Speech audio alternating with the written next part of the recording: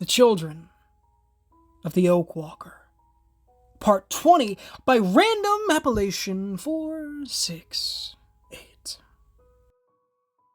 Within a few minutes, an archway came into view, lined with another row of green nylon sandbags. Coils of razor wire sat on either side of the old trackway, along with 4 additional guards with automatic weapons slung on their shoulders. These were more of the same fare at the first gate, but it was what lay beyond them that left me breathless.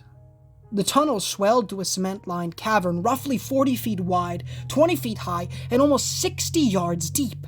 Large metal ventilation shafts hung from dusty supports in the ceiling, and raised platforms lined both sides of the central trackway, with an upper level for each set atop enormous cement pillars. A circular area in the center of the room blazed with light, and it lit up the dozens of booths packed amongst both levels of either platform. Each seemed to be roughly the size of a large tent, perhaps 12 foot square at most, and were constructed of various patterns in plywood, sheet metal, and brick. Doors were just as diverse in their making, either ratty blankets, plank shutters, or real surface-made doors with knobs. Hand-painted wooden signs pointed up and down the concrete staircases of the platform levels, and a single iron catwalk crossed the ceiling from one to another. The air here was warmer, drier, and the sour aromas of the other tunnels were chased away by the heady scent of cooking oil and propane. Like a scene from a third-world country, children played in a flat part of one platform with a soccer ball made of trash. A group of women gossiped in a circle as they scrubbed clothes in large rubber wash tubs, and teams of older men in work boots called to one another over their labor on some kind of storage shed in the far corner of the room. Everything was both dull and alive. Cramped and fluid, depressing and intriguing, so that I scarcely had time to take it all in. Awed nonetheless, I let my former dismal thoughts be chased away by the austere beauty of the ramshackle colony, eyes wide as we rolled onward from the second checkpoint. It's like a gypsy camp had a one-night stand with a nuclear bunker. "We call this the castle," Andrea half-shouted over her shoulder from the passenger seat of the cart. "Way back during the 80s, the local government tried to build a mini subway system to cut down on traffic and create more jobs. As it was the pet project of the mayor at the time, he didn't want to share the glory, so the administration never told anyone, either local or higher, that they were going to build it." Tex had to slow as we drove into the large circular pit at the center of the room, and upon looking down I realized it was not a pit, but a railroad turnstile, like the kind used to flip locomotives around at train yards for a return journey down the same track. Here, the residents had erected a vibrant pseudo-market much like our own back in the wilderness, though their wares were made up of things they'd scrounged from the surface, likely in abandoned houses, and there was little in the way of food for sale. Big metal vats sat over several communal cook stoves run off bulky propane burners, and much of the containers were filled with boiling water, a line of people already waiting with jugs, bottles, and canteens for their share. Of course, Little Barron County ran out of money before the first turnstile station was even halfway done. Andrea leaned back in her seat, and some of the tension eased from her shoulders, as if she could finally breathe now that we were deep within the hidden guts of Black Oak. Being the typical politician, the mayor didn't want to admit he'd screwed up, and had this part bricked over with crews hired from Florida so the truth couldn't get out. When asked about the sizable government deficit, the city claimed it had all been renovations to the foundation of the courthouse that had gone over budget. Bent forward so I didn't have to yell over the roar of the station, I clung to the back of Andrea's seat as we bumped over a few sections of corroded track that remained in place. But surely someone would have remembered. I mean, they would have had to dig down, move lots of dirt just to get this place built. How could no one notice? I guess they were better at corruption than accounting, a trait that seems to have been passed down to our current administration. Andrea's lips pulled into a thin line, and she scratched at the back of her head. They buried the story, so deep that when I found the old schematics in the courthouse record vault, no one had opened that storage drawer for years. It was right around then that Sheriff Wernow figured out that I knew more about the mutants than I should, so I hid down here until I found the empty station. Once things got really bad, we moved everyone else in, salvaged materials from ruined homes, and voila, the castle was born. We slowed and Tex braked the car to a halt. I looked up in time to feel a shiver of mysterious wonder run down my spine. Okay, that's just frickin' cool. Of all the station's ragtag architecture, this was the only standalone structure in its own right. Built onto the back wall furthest from the tunnel entrance, red bricks engulfed a large swath of floor space and rose all the way to the dingy ceiling, where slanted bits of sheet metal turned any condensation that might have dripped from the concrete overhead. I suspected these had come from the city-made barrier that previously sealed the unfinished station, broken free of their old position and slathered with fresh mortar to be laid into this masterpiece. Real glass windows had been set in place, an optimistic change from the hovel-like shacks at the residential areas, and the entire two-story edifice had a colonial-style mansion appeal to it. A set of black-painted wooden double doors sat in the middle of the first floor, and a balcony had even been added to the second, lining the upper-level windows which glowed with an almost mystical light. In the dim shadows of this last, free refuge from modern man, this building glowed like a star, and I felt myself drawn to it with intrinsic desire to see more. Figure we can put you up here until we decide on a plan going forward. Tex cracked his back and turned around to meet my gaze. Listen, the professor's a good guy, by far the smartest man I know, but he's a bit old-fashioned. Has a way of talking that sometimes makes other people feel dumb, even though he doesn't try to. Just don't take any of it too seriously, okay? He means well. I did my best not to frown in dread at that, but climbed dutifully from the tiny vehicle to follow them up the brick steps. Upon drawing nearer to the double doors, I found they weren't black as I originally thought, but dark navy blue. And traced on them in delicate etchings of gold-colored paint lay a magnificent rendition of the sun. Vines had been painted at the sides of the doorposts, full of leaves that seemed to stretch for the long ray marks on the main doors. And part of me wanted to reach out and touch them just to be sure they weren't in fact real. Above it all, strange words were engraved in a type of writing I had never seen before. And yet when I looked at them, my feet froze to the threshold. Deep inside my skull, the strange calming sensation poured over me. The blood rushed through my veins, synapses popped away in my brain, and my heart beat in a curious flicker. Something moved, broke free, clicked into place like a key that had been out of its socket for far too long. And all at once I gasped. Impossible. Both eyes stayed riveted to the carved letters, and I fought unexplainable tears as the words came to me in an avalanche so profound that I couldn't help but breathe them out. Those who reach for the light of truth have no need to fear the darkest of lies. Tex and Andrea whirled to stare at me, and at once the sensation ended, my embarrassment returning in full force. You can read Latin? Andrea's brownish-red eyebrow arched on her porcelain skin. Can I? Since when? Why on earth am I borderline crying right now? Blinking at the bizarre wellspring of emotion, I shrugged and sucked in a fresh gulp of air. No, I don't know. Maybe? Pushing the right side door open for me, Tex glanced around for prying eyes. Come on, don't want to draw a crowd. Inside the first floor of the building contained several tables, chairs, and a homemade hand-washing station with a suspended water tank over the spigot. Glass laboratory equipment stood along the countertops in places, and rows of metal filing cabinets in the far side of the room stood like sentries in a kind of forbidden tomb. Steel I-beams along the wall had been bolted together to support the upper floor, welded in places for added strength. I tasted sulfur and chlorine on the air, along with old paper. And somewhere in the background, a clock ticked on in its mechanical slumber. Few lights were lit here. In fact, much of the warm yellow rays flooded down from a wrought iron staircase on my right, which looked as though it had been stolen from someone's garden veranda due to a few dried leaves stuck to its handrail. Unabashed by the shadowy interior, Tex led me up the circular flight of metal steps, each creaking like an old steamship at our weight, but holding all the same. At the top, I climbed into the bank of brilliant golden light and swayed in surprise.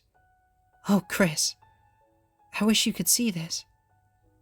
Lined along the walls, stacked on tables and piled in corners were mountains of books. They shone in the light of dozens of candles, old tombs and newer releases, fiction and fact, all mixed in together on the dozens of improvised wooden shelves. Everything from the rafters, shelves, and windowsills had been painted in the sweeping colors of a garden of sunlight. Golden trees, shining grass, gilded vines, and detailed flowers, beyond count, reached ever skyward. Stars crossed the ceiling above me, the sun looking down in Renaissance-level extravagance. And there was even a suit of armor in the corner, propped upright on its stand with a few more books tucked in between the metal feet. A desk sat close to us, awash in papers, books, and a china tea set with a kettle steaming in its plate. In the midst of it all, with his back to us, stood a man. He was tall, thin, and had well-combed silver hair with flecks of its old brown still evident in places. The man wore tweed slacks, a long-sleeved white shirt with the cuffs half rolled up, and a reddish-brown waistcoat, in the style of a century preceding the one I'd been born into. I judged him to be in his mid-50s, perhaps early 60s, though I couldn't be certain for the ramrod-straight way he held himself, almost aristocratic in stance. He held a book in his spidery hands, and a paint-smeared apron lay over an easel nearby, a suit coat to match his tweed pants, astride a faded, high-backed armchair. I'd never run into someone so well-dressed in the entire time I'd been in Barron County, and even his brown Oxford shoes had a gleam to them that seemed to defy the grimy darkness of the tunnel outside. Here, in this place, the decay of our world had been halted. Here I stood in the presence of something incredible. Professor. Tex cleared his throat, and the former soldier laced both hands behind his back in what had to be an automatic reflex from years gone by in the military. I wondered if we might have a moment. The man turned to reveal a pair of sharp cheekbones, hazel irises like mine used to be, and eyebrows that still held their original tint of motor oil brown. Professor, this is Hannah Brunn. Andrea pointed her elbow my way, both hands hooked into her trouser pockets. Hannah, meet Dr. Henry J. Carheim. Delighted to meet you, young lady. He put the book down to circumvent the table and shake my hand with excited vigor, his own palms flecked with dried specks of gold, blue, and other assorted colors. I hope you're in good health, especially after being in the hands of the organs. Please excuse the paint. I was something of an amateur artist before the mercenaries came to town, and I find it helps keep my spirits up. If this is what this guy calls amateur, then I'd hate to think of what he'd say about my cringy filmmaking skills. Cheeks aflame in self-consciousness, I shook my head. I'm okay. Thanks to you guys. I wasn't in their custody very long. I love your work, though. This place is amazing. He sighed, and Professor Carheim swept one arm at his surroundings. Merely imitations of better worlds imagined by better men. I used to teach history before such a thing was a crime, but I have always had a soft spot in my heart for the works of Tolkien and C.S. Lewis. I've been down here since the organs demanded all faculty at Black Oak University sign a pledge not to teach anything that could undermine the reconstruction efforts of the county. I refused, of course. Unfortunately, most of my colleagues did not, and a good many students bent the knee as well. And now they're part of the organs. I shoved my hands into my jeans pockets and remembered how the gray uniformed guards had torn my room apart with glee. The man's shoulders slumped, and Professor Carheim let slide a mournful half-smile.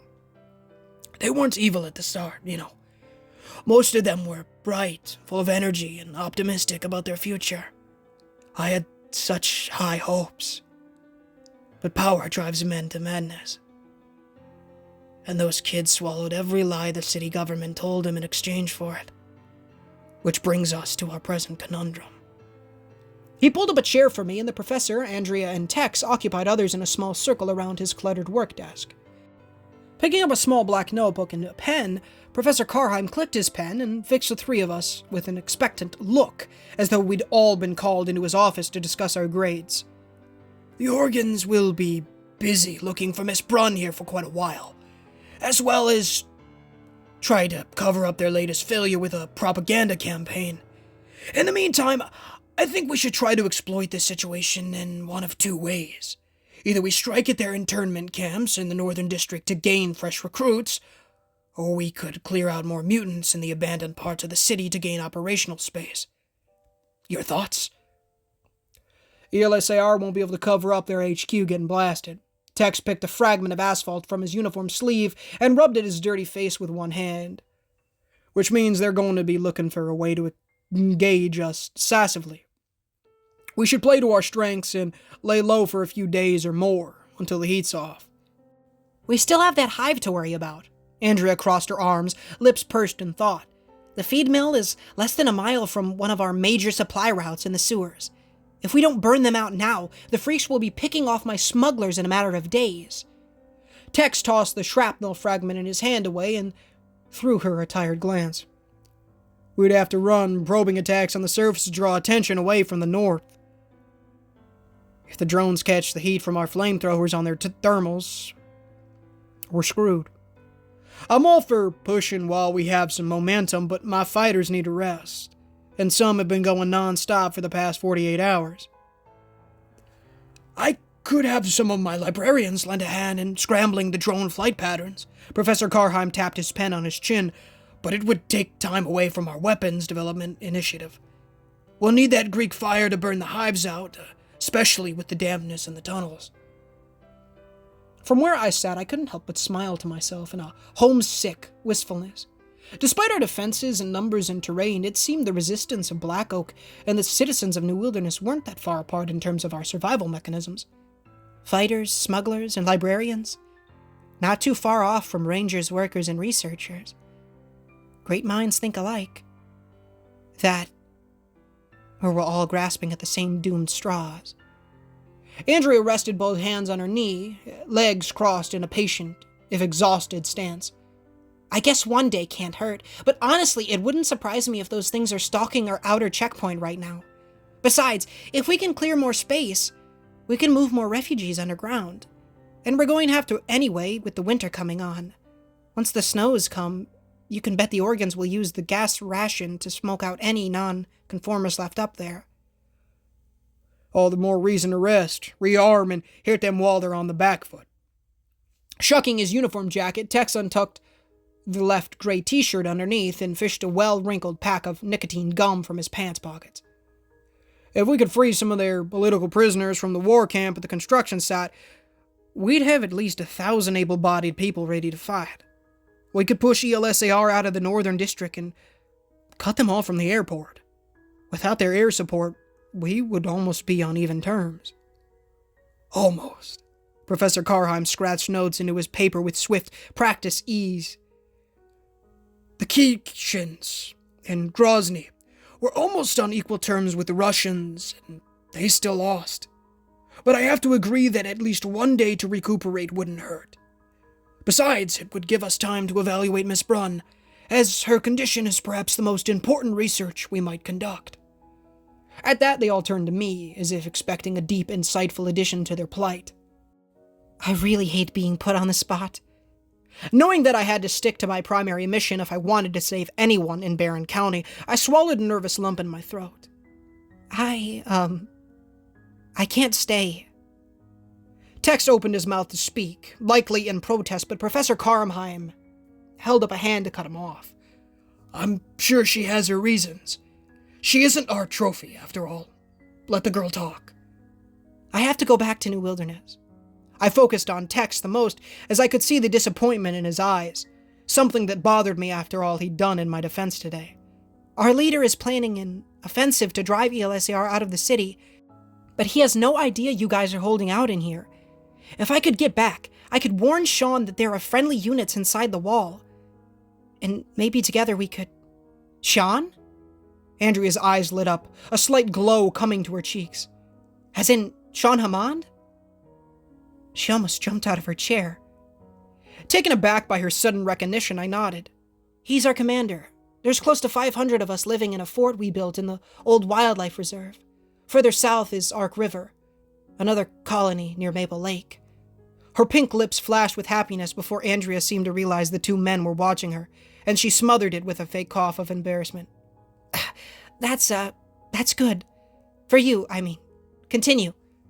Looking down at my hands for a moment, I stared at the beginnings of the silvery tattoos on my right wrist and tried to condense my swirling thoughts. The thing is, New Wilderness might be in trouble. There's a force of bandits from the south that could already be attacking it. And besides them, there's Basitarak. Just saying his name made my stomach curdle, and my ears hissed with an angry static. I could feel the wooden knife in my skin again, smelled his rotted swamp water breath, and heard his mocking laugh. It was all I could do not to shudder on the spot in dread. Here. I flecked my eyes upward to see Professor Karheim slide a teacup my way. His mouth pulled into a sympathetic grimace. For the nerves. Grateful for something to put over my face, I scooped the warm ceramic up and drained it all, the brown contents tasting of lemon and honey. Thanks. Anyway, the point is, there's something else out there in the wild between your city and our fort. Something worse than bullets and claws. Have you ever heard of or seen a Type 7 mutant? Tex's rugged countenance grew dark with foreboding, and he nodded. Our old squad called them skinnies. Nasty little freaks. Cleaned a lot of them out from under beds in the outskirts when things first went bad. They like to crawl under there and wait for people to come home to ambush them. We call them puppets. I turned the empty teacup over in my hands and avoided their concerned gazes. They're a lot like humans, but incomplete in terms of brain power, and they walk on all fours like an ape.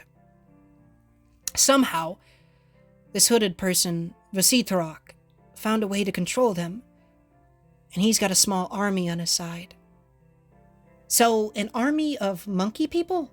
Andrea raised one rusty red eyebrow, and I figured she hadn't seen many of them, or she wouldn't have dismissed them so lightly. I shifted on my chair to try and find a comfortable position. Thanks to Vasitarak, they're more than that. I've seen them walk upright, use weapons, ride other mutants like we do with horses. He's not exactly human himself, half rotted, half normal, and he has a dagger that he can use to change people into them. Tex drummed his fingers on the square belt buckle of his uniform with a skeptical frown. And you know this. How? I already own you. Shame burned on my face as Vasitarak's words resurfaced in distant memory, but I rolled my right sleeve up so the light would catch the veins inked there. He showed it to me. All three went rigid in astonished silence, and I took the opportunity to carry on with my own proposal. Look, I know it sounds insane, but there's some kind of object out there, something one of our group knew about before he died, and gave the secret of its whereabouts to me. I don't know exactly what it is, but I think it could end this war. I have to get to it before ELSAR does, and thanks to one of their spies, they already know it exists. That means I might not have a week or two to wait, and I can't get past the perimeter wall without your help. I can't stay, because if I do, it'll be worse for everyone. At the end of my desperate pitch, I cast an imploring glance to each of them, heart pounding. Everything was on the line now, and if they refused, locked me up, or threw me out, I was done for. Even if they ignored my request, it could spell the end of New Wilderness. Once again, I needed them to help me, but I didn't know what I could offer in return. Professor Karheim set aside his pen and eyed the other two. Then me. What about a compromise? If you help us with one of our goals, we'll see what we can do about getting you across. One mission for every attempt made. That sound fair? It hadn't been exactly what I'd hoped for, but at this rate I wouldn't get a better deal. If ELSAR was hunting me through the city, then I had to get out as soon as possible. If I could get back, corner Jamie, and get her to cough up the key, then perhaps we could end this war before things got any worse. Assuming she hasn't handed it over to ELSAR already. I'll do it. I stuck my chin out in a stubborn attempt to seem unafraid. Name the mission, and I'll help in whatever way I can. Andrea shrugged with both hands spread wide. In that case, I could take her to the feed mill with my group. Whether or not we burn them out, we could use another scouting run on the hive. We could plant some explosives, box them in, try to keep the freaks from spreading. True. Tech scratched at his chin. Good intel would be nice when we finally get around to killing them all. Then it's decided. Professor Carim slapped a triumphant palm on one of his bony knees. Hannah will go with our reconnaissance teams into the northern tunnels.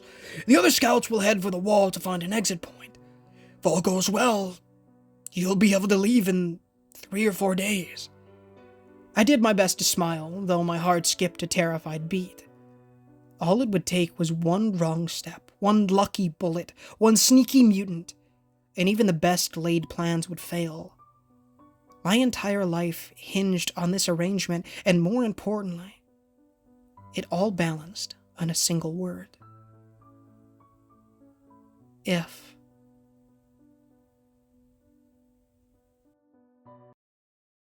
My goodness. What is going on, you guys? Ninja Gamer here, and thank you so much for watching today's video. If you did enjoy, please feel free to leave a like on the videos. It does help the channel enormously and does get the gospel on people's speeds, as well as please consider subscribing, as we are trying to hit 10,000 subs by the end of the year, and it would be a massive blessing for the Lord if you guys did so. Of course, if we do hit 10,000 subs by the end of the year, I will be attempting, and no, not just attempting, but platinuming one of the hardest platinums to get. Completing an achievement list is essentially what a platinum is for those of you who are not super in-depth in that kind of thing. But, of course, I will be going for Crypt of the Necrodancer, one of the hardest platinums to obtain in the world.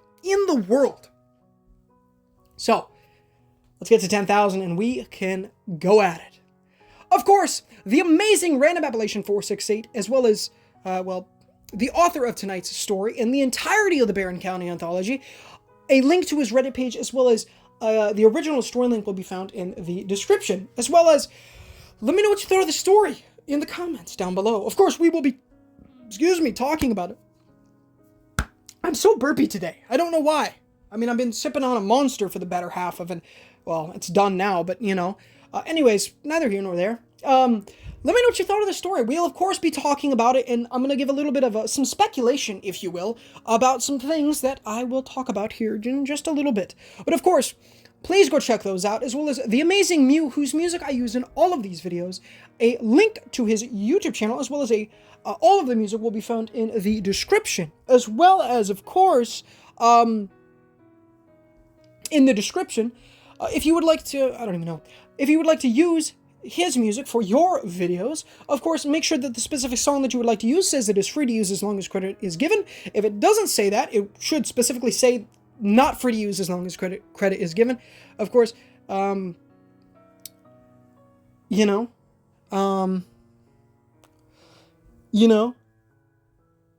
to think here. But if it does say free to use as long as credit is given, of course, it will, obviously, you are able to use it. So as long as, of course, you give him credit. So pop a beautiful link to his YouTube channel in your description, as well as, of course,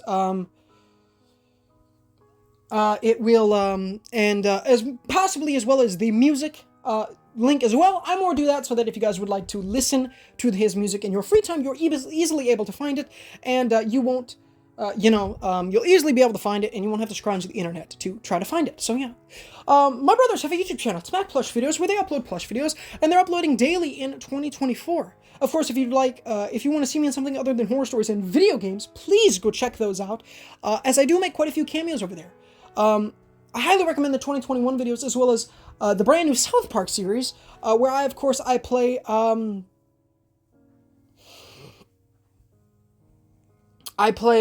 the amazing Eric Cadman, of course, folks, so please go check those out. It's fantastic stuff. My youngest brother, Cole, wants to be a rapper, so I'm leaving a link to his YouTube channel and his SoundCloud in the description, of course, for that.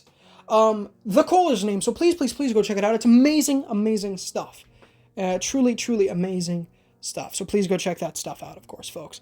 Yeah, it's great.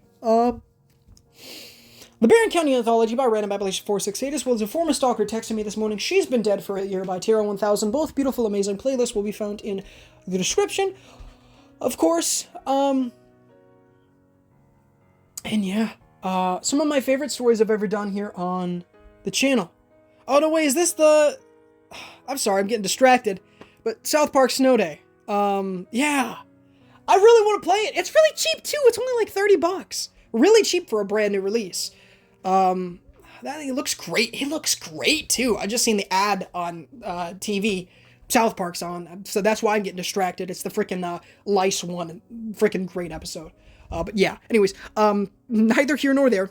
And if you guys are, loving, I know you guys, I don't even have to be like, oh, if you guys are. No, you guys are. The views are showing you guys are loving this series. So thank you so much for that, and thank you, Lord, for that as well. So if, of course, you want more from the universe that the Children of the Oak Walker is in, the Barron County Anthology is everything before it. So if you have yet to catch up, make sure to do so.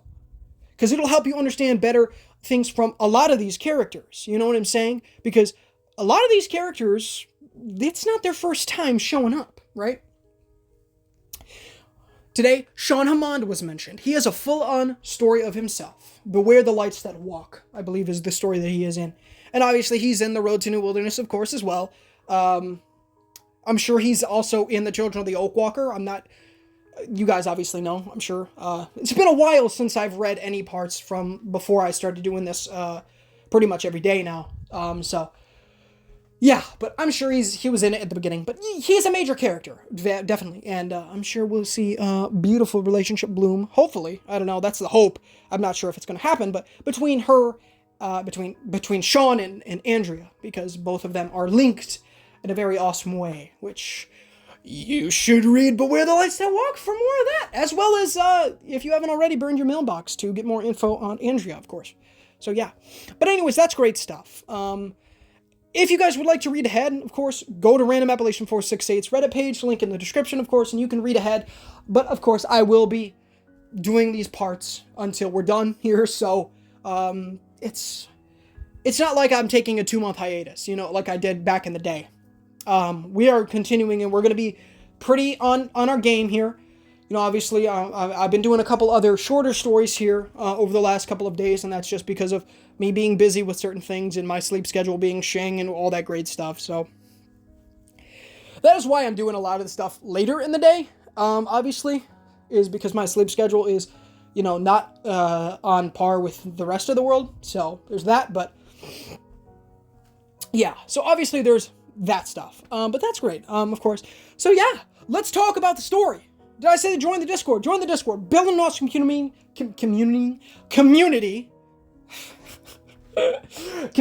And I would love to have you over there. So please come over, say hi. We can talk whatever you want. Gaming, talk the story if you want. Give me a theories about the story, perhaps. I would love to hear what you guys are thinking about the future and what these certain characters are going to be doing. So please, please, please, come on over.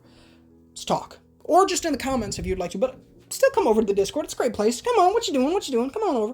But yeah, so let's talk about the story. So Professor Carheim, a new character introduced, well, technically he was introduced a couple of parts ago, but, or part yesterday or whatever, but I don't actually know if he was. And I'm gonna talk about this. So there is a story called The Girl from Shipwreck Cove.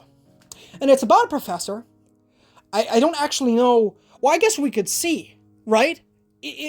I'm sure he mentioned his name, so give me a sec here, folks. Oh man, that's actually going to take me a fat minute to find. Crap. Let me figure this out. That is a Wendy's Pokemon card video that I made.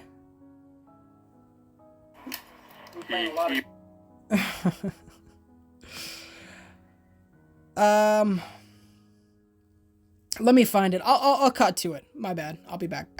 It is Professor Carheim. My name is Dr. Henry J. Carheim. He's the guy. I really want to know more about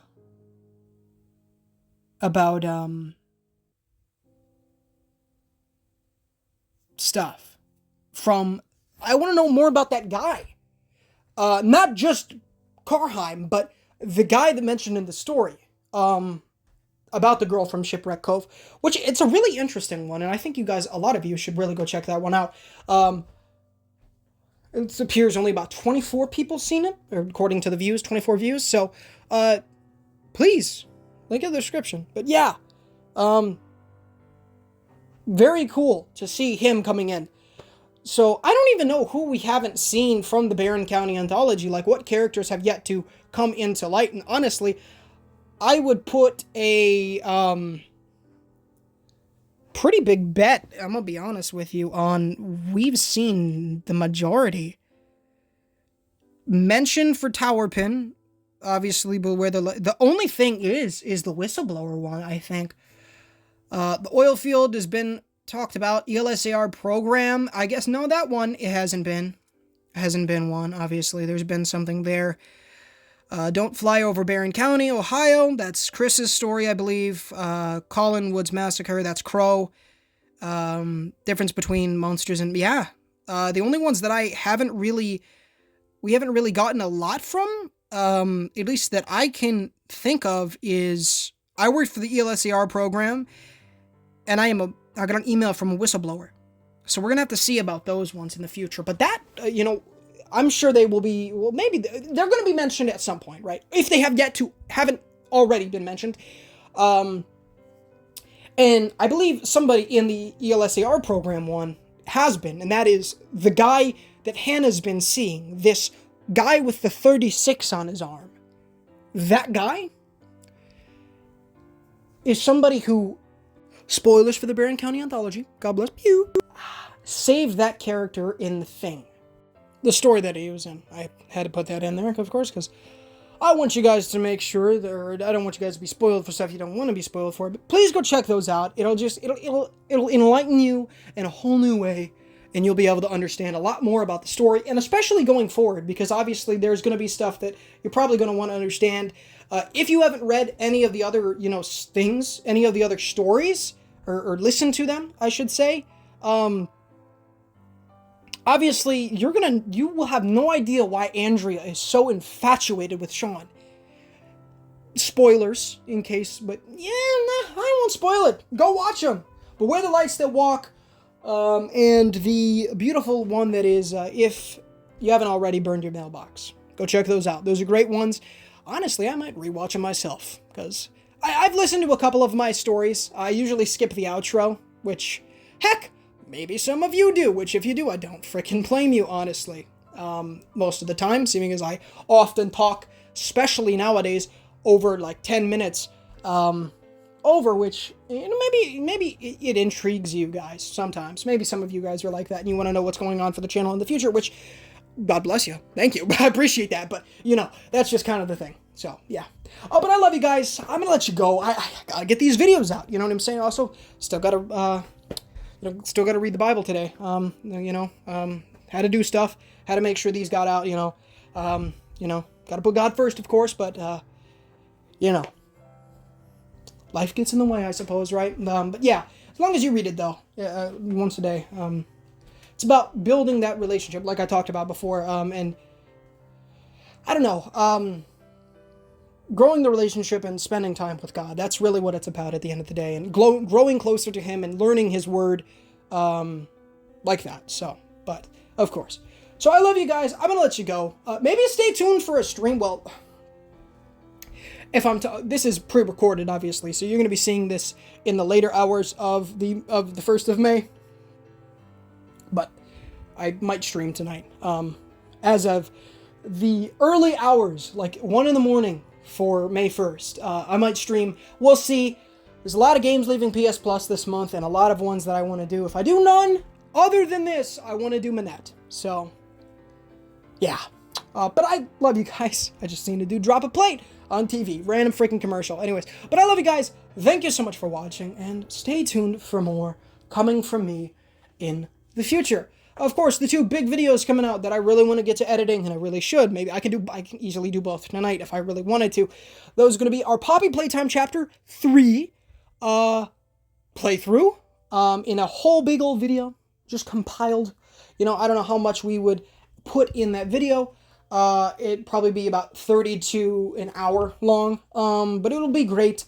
And then, of course, the game convention vlog that I just did. That one's going to be, it's not going to be, I'm going to do the best I possibly can to make it as good as possible. So I hope you guys will be pleased with the outcome of the outcome that we get from there. Obviously, I wish I would have filmed as soon as we got there, and I wish I would have filmed more.